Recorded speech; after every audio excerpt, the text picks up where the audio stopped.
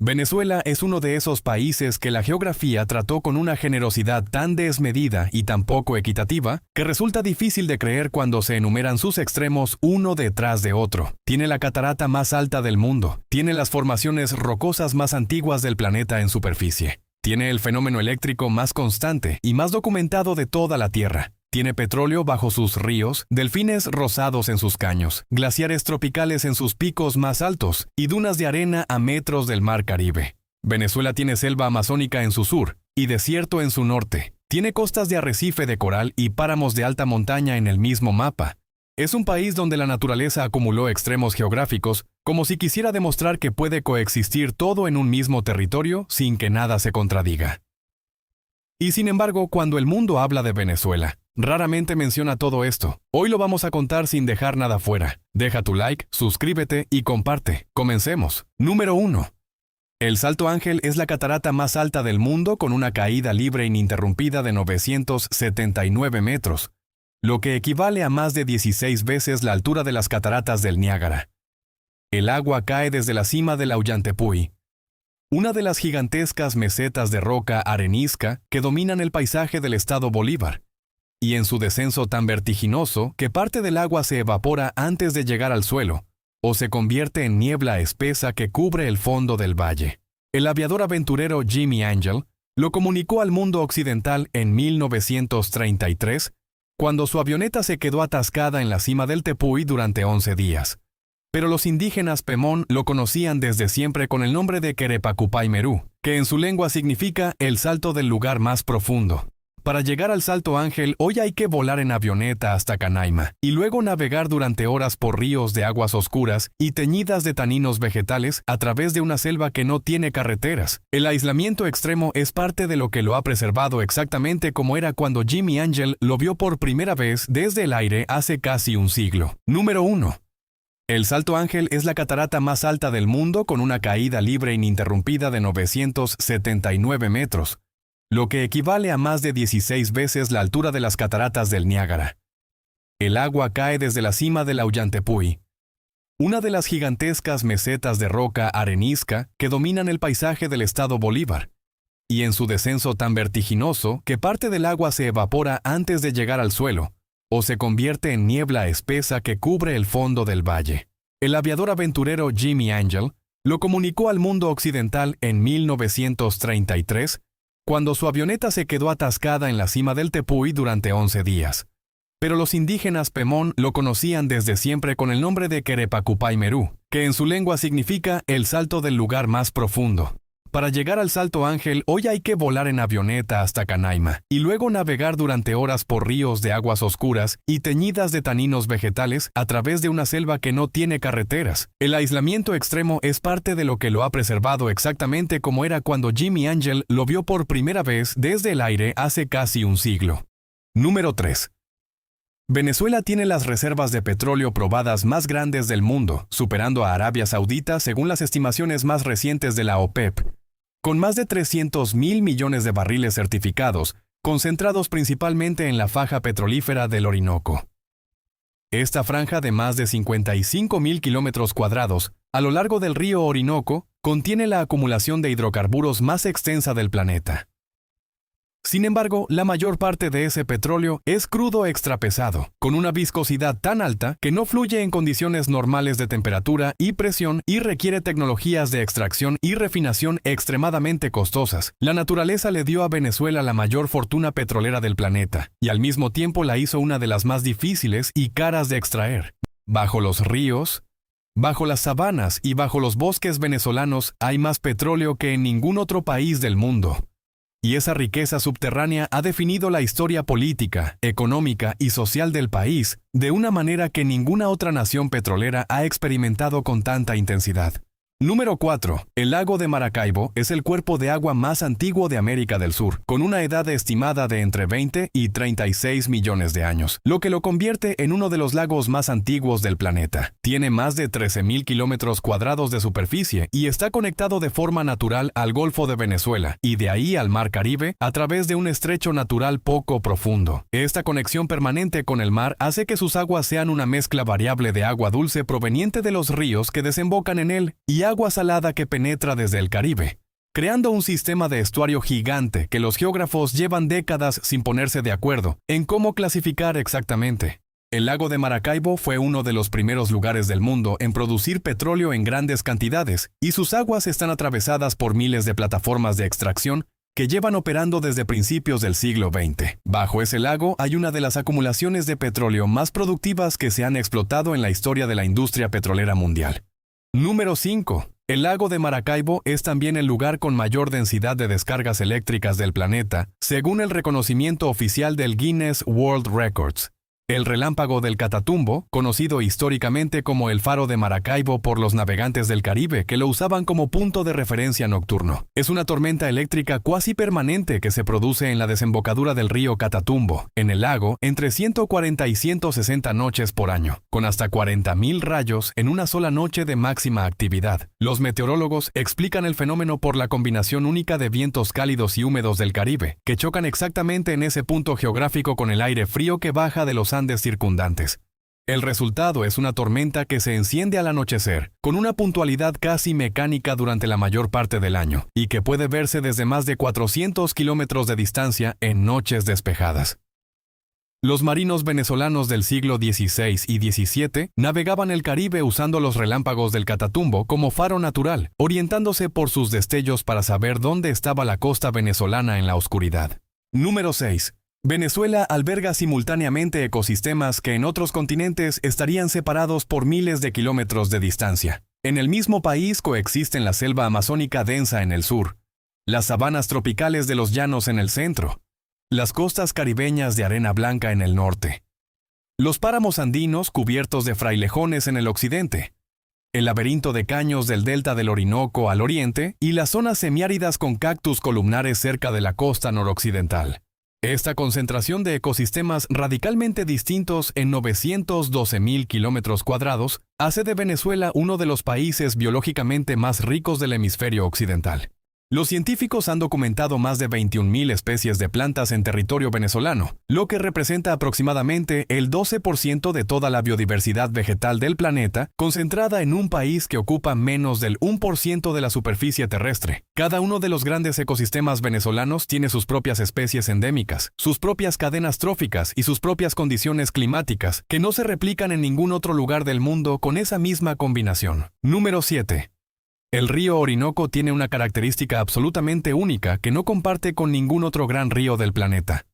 A través de un canal natural llamado el Brazo Cassiquiare, el Orinoco está conectado directa y permanentemente con el Río Negro, que es el afluente de mayor caudal del Amazonas. Esto significa que los dos sistemas fluviales más caudalosos de América del Sur, el Orinoco y el Amazonas, comparten agua de manera natural a través de una bifurcación que los hidrólogos llaman bifurcación fluvial. Un fenómeno tan raro en la naturaleza que este es uno de los pocos ejemplos documentados de gran escala en el mundo entero. Alexander von Humboldt recorrió el Cassiquiare en 1800, y cuando regresó a Europa con su relato de un río que conectaba dos cuencas fluviales distintas, muchos académicos se negaron a creerle durante años, porque contradecía lo que la hidrología de la época creía posible. El Orinoco es el tercer río más largo de América del Sur, con más de 2.400 kilómetros desde sus nacientes en la Sierra Parima hasta su desembocadura en el Atlántico, y su cuenca alberga una biodiversidad de agua dulce que los científicos todavía no han terminado de catalogar. Número 8. Venezuela tiene más de 300 islas, islotes y cayos distribuidos en el Mar Caribe, y el archipiélago Los Roques es uno de los sistemas de arrecifes de coral más grandes y mejor conservados de todo el Caribe, con más de 40 cayos de arena blanca, lagunas interiores de agua turquesa y una visibilidad submarina de hasta 40 metros de profundidad. Fue declarado Parque Nacional en 1972 y los biólogos marinos lo consideran uno de los ecosistemas coralinos más saludables del Caribe, con una abundancia de vida marina que incluye tortugas marinas, rayas, tiburones de arrecife y cientos de especies de peces tropicales. La ausencia casi total de contaminación, la temperatura constante del agua y la ausencia de ríos con sedimentos que enturbian el agua hacen de Los Roques un laboratorio marino de excepción. Sus aguas son tan claras que desde el aire se puede ver el fondo del mar en zonas de varios metros de profundidad, lo que le da al archipiélago ese color azul turquesa imposible que solo existe en los arrecifes de coral más sanos del planeta. Número 9.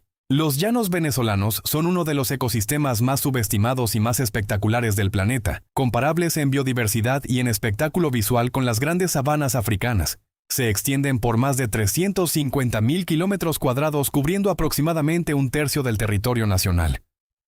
Caimanes del Orinoco de más de 4 metros. Anacondas que superan los 9 metros de longitud. Capibaras en manadas de cientos de individuos. Delfines rosados de río que aparecen en los caños. Chigüires, báquiros, venados de cola blanca, zorros de sabana y millones de aves de todo el continente conviven en un ecosistema que cambia radicalmente entre la temporada seca y la temporada de lluvias. Durante las lluvias, los llanos se inundan parcialmente y se transforman en un sistema de humedales de escala continental donde la fauna acuática explota en abundancia. Durante la sequía, los animales se concentran alrededor de los pocos puntos de agua que quedan y el espectáculo es comparable al de la gran migración africana. Es uno de los ecosistemas menos visitados y menos conocidos del planeta en relación a su riqueza biológica real. Número 10. Venezuela tuvo glaciares tropicales activos en los picos más altos de los Andes de Mérida durante siglos, y el Pico Bolívar, con 5.467 metros sobre el nivel del mar, fue el último en conservar hielo glaciar permanente. Los glaciólogos advierten con datos precisos que Venezuela está a punto de convertirse en el primer país del mundo en perder completamente todos sus glaciares en el transcurso del siglo XXI a causa del calentamiento global. Este hecho convertiría a Venezuela en el primer caso documentado de un país moderno que pierde una masa glaciar completa por causas climáticas humanas, un hito trágico que los científicos del clima llevan años señalando como un indicador catastrófico del ritmo al que el cambio climático avanza sobre los ecosistemas de altitud tropical. Los picos nevados de Mérida alimentaron durante siglos los ríos y acuíferos de los valles andinos venezolanos, y su desaparición está modificando el ciclo hídrico de regiones enteras que dependían de ese aporte de agua de deshielo. Número 11. La Gran Sabana es la región donde se concentra la mayor densidad de tepuis del mundo, y forma parte del Parque Nacional Canaima, que con sus 30.000 kilómetros cuadrados es uno de los parques nacionales más grandes del planeta y Patrimonio Natural de la Humanidad por la UNESCO desde 1994. Las comunidades indígenas Pemón llevan miles de años conviviendo con estos paisajes de roca vertical y cascadas que parecen sacadas de otro planeta y son los principales guardianes de este ecosistema que ninguna carretera atraviesa en su interior. La Gran Sabana es tan visualmente extraordinaria y tan diferente a cualquier otro paisaje terrestre que el equipo artístico de la película Avatar usó sus tepuis y cascadas como inspiración principal para diseñar las montañas flotantes de Pandora. Según declararon los propios creadores públicamente, es uno de los paisajes más fotografiados y menos visitados del mundo, porque llegar a él requiere un esfuerzo logístico que la mayoría de los turistas no está dispuesta a hacer. Número 12. Los médanos de Coro en el estado Falcón, al norte de Venezuela, son el único desierto de arena activo y en movimiento de toda la costa caribeña de América del Sur. Dunas de arena fina de hasta 30 metros de altura se forman, se desplazan y cambian de forma constantemente a pocos kilómetros de las playas del Caribe, creando un paisaje de contraste absolutamente surrealista, donde el desierto y el mar turquesa coexisten en un radio de pocos kilómetros. Los vientos alisios del Caribe son los arquitectos permanentes de estas dunas, moviéndolas varios metros al año en dirección constante. Los médanos de Coro son Patrimonio de la Humanidad por la UNESCO, junto con la ciudad colonial de Coro, que está justo al lado. La misma lista de patrimonio protege simultáneamente un desierto de arena y una ciudad colonial del siglo XVI, porque ambas coexisten en el mismo espacio geográfico de una manera que no ocurre en ningún otro lugar del planeta. Número 13. El delta del río Orinoco tiene más de 40 brazos activos que desembocan en el Océano Atlántico a través de una red laberíntica de caños, ciénagas, bosques inundados y manglares que cubren aproximadamente 20.000 kilómetros cuadrados. El pueblo guarao vive en el delta desde hace miles de años construyendo sus casas sobre pilotes en el agua, navegando en curiaras por los caños sin nombre y dependiendo completamente de la pesca y de los recursos de la palma moriche para su subsistencia. La palma moriche lo es todo para el guarao. Con ella construyen sus casas, hacen sus canoas, elaboran su harina principal, fabrican sus hamacas y sus cestos. Es una civilización que ha adaptado cada aspecto de su vida material y espiritual a un ecosistema de agua y palma, que cambia con las mareas y con las estaciones de lluvias y sequía. El delta del Orinoco es uno de los ambientes acuáticos más ricos en biodiversidad del norte del continente y uno de los más amenazados por la extracción de recursos y el cambio en los patrones de lluvia. Número 14. El Ollantaytambo, desde cuya cima cae el Salto Ángel, tiene aproximadamente 700 kilómetros cuadrados de extensión en su parte superior plana, lo que lo convierte en el tepuy más grande de Venezuela y en una de las mesetas naturales más extensas del mundo. Es tan grande que tiene su propio sistema de ríos internos, lagunas y pantanos en lo alto, su propia vegetación especializada adaptada a la lluvia casi constante y sus propias condiciones climáticas completamente distintas al mundo tropical que existe 900 metros más abajo. En la cima llueve con una intensidad que pocos ecosistemas del planeta soportan, y el agua que no se precipita por el Salto Ángel forma ríos que cruzan la meseta antes de caer por otras cascadas menos famosas, pero igualmente espectaculares. Ascender las paredes verticales del Ollantaytambo es una de las expediciones más técnicamente exigentes del continente, requiriendo varios días de escalada en roca constantemente empapada y cubierta de líquenes y musgos que hacen cada movimiento un reto de precisión y resistencia física extrema. Número 15. Venezuela tiene una de las poblaciones de delfines de río rosados más numerosas documentadas científicamente en todo el continente. Estos delfines de agua dulce, conocidos como toninas o bufeos, habitan el Orinoco y sus principales afluentes, y son uno de los símbolos culturales más arraigados de las comunidades indígenas ribereñas. En la cosmología de varias etnias amazónicas venezolanas, el delfín rosado tiene poderes sobrenaturales y la capacidad de transformarse en un hombre apuesto durante la noche para visitar los poblados ribereños. Esta leyenda, con variantes locales, se repite a lo largo de toda la cuenca amazónica sudamericana y es uno de los relatos míticos más extendidos geográficamente del continente, lo que sugiere un origen muy antiguo que se fue transmitiendo entre pueblos de la cuenca antes de que existieran las fronteras nacionales modernas. Los bufeos rosados venezolanos están amenazados por la pesca accidental, la contaminación del agua y la construcción de represas que interrumpen sus rutas de migración estacional entre los diferentes sistemas fluviales conectados al Orinoco. Número 16. Venezuela fue el primer país de América Latina en establecer un sistema formal de parques nacionales protegidos por ley. El Parque Nacional Henri Pittier, creado en 1937 en la Cordillera de la Costa, fue el primero de más de 40 parques nacionales que hoy cubren más del 65% del territorio nacional venezolano bajo alguna categoría de protección legal. El Henri Pittier tiene más de 580 especies de aves documentadas dentro de sus límites, una densidad de diversidad aviar que supera a la de muchos países completos del mundo. Esta condición de pionero en la conservación formal contrasta con los problemas de gestión y financiación que muchos de estos parques han enfrentado en las últimas décadas, pero el marco legal establecido en 1937 sigue siendo la base sobre la que descansa la protección de algunos de los ecosistemas más extraordinarios del continente americano. Número 17.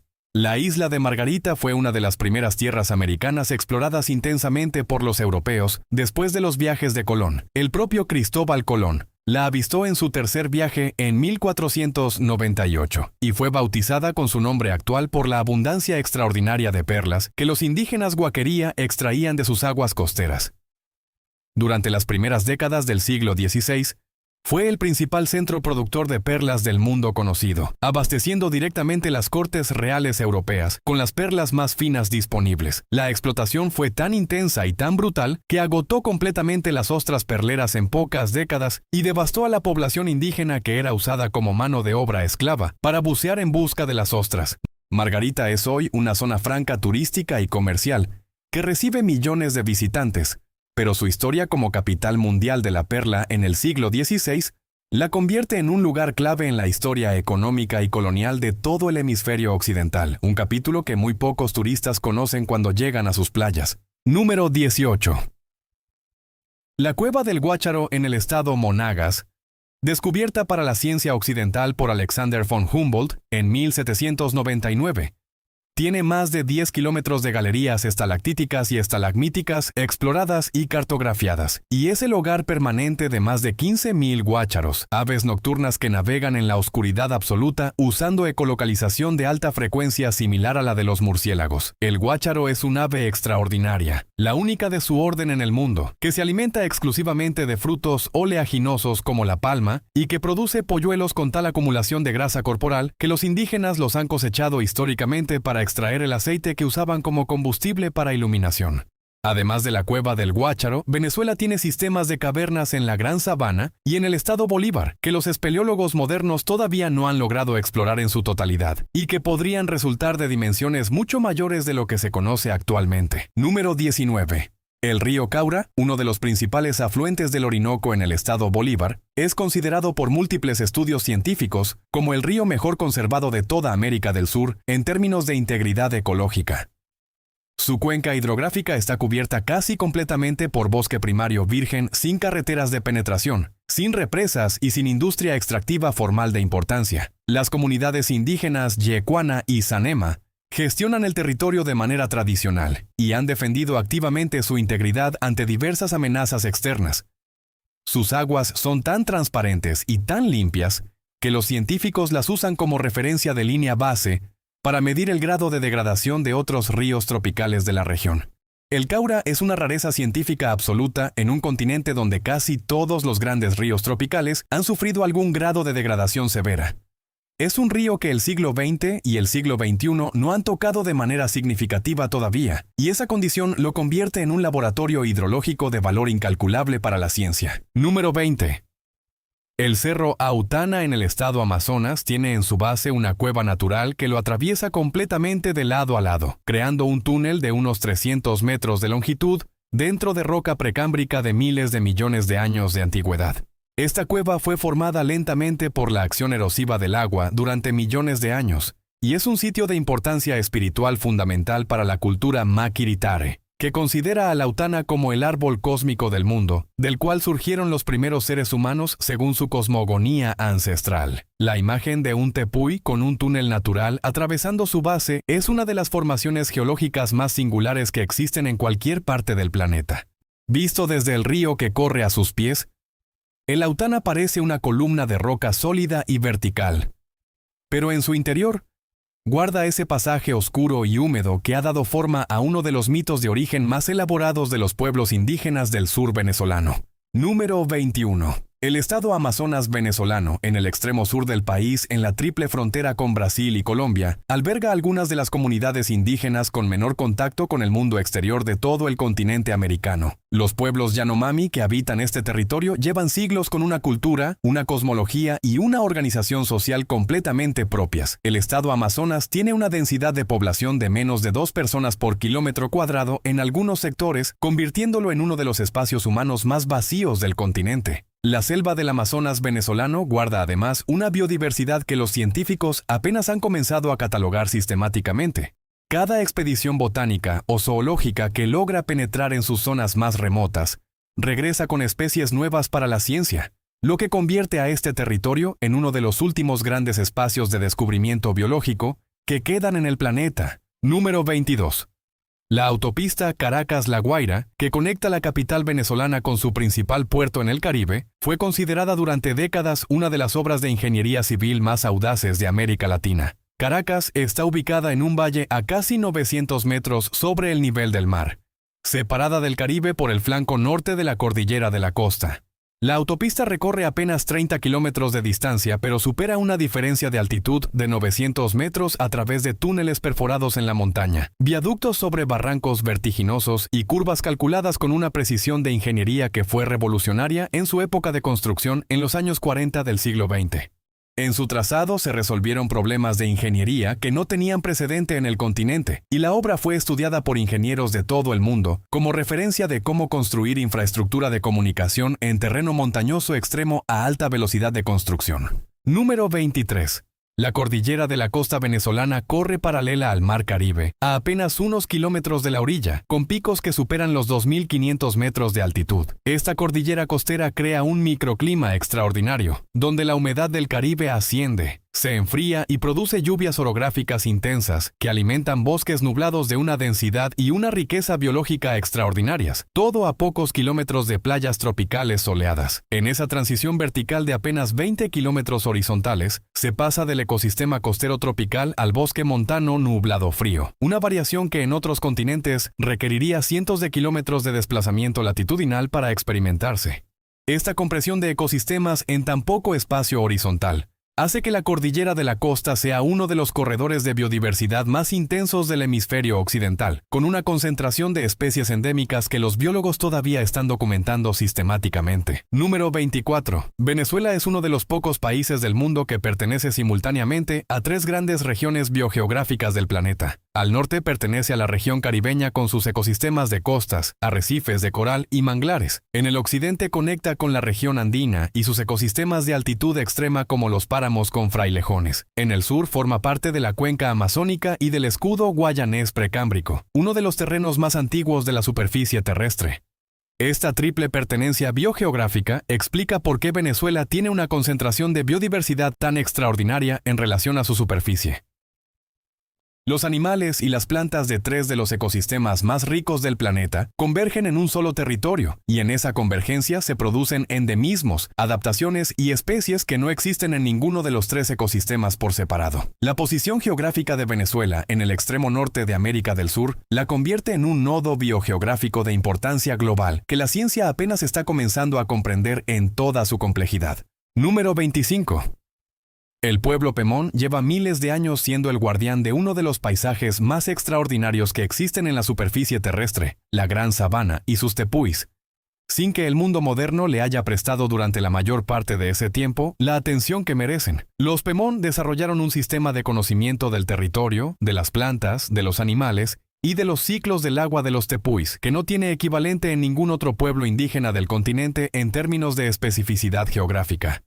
Cada tepuy tiene en la cosmología Pemón un nombre, una historia y una personalidad propia. Cada caída de agua tiene un significado. Cada especie de planta endémica de las cimas tiene un uso o un símbolo en su cultura. Este conocimiento acumulado durante milenios sobre uno de los ecosistemas más únicos del planeta es un patrimonio científico y cultural que los biólogos y los antropólogos han reconocido como una de las fuentes de información más valiosas para entender cómo funciona la ecología de los tepuis desde dentro, desde la perspectiva de quienes han convivido con ellos más tiempo que ningún otro ser humano sobre la Tierra. Deja tu like, suscríbete y comparte. Hasta la próxima.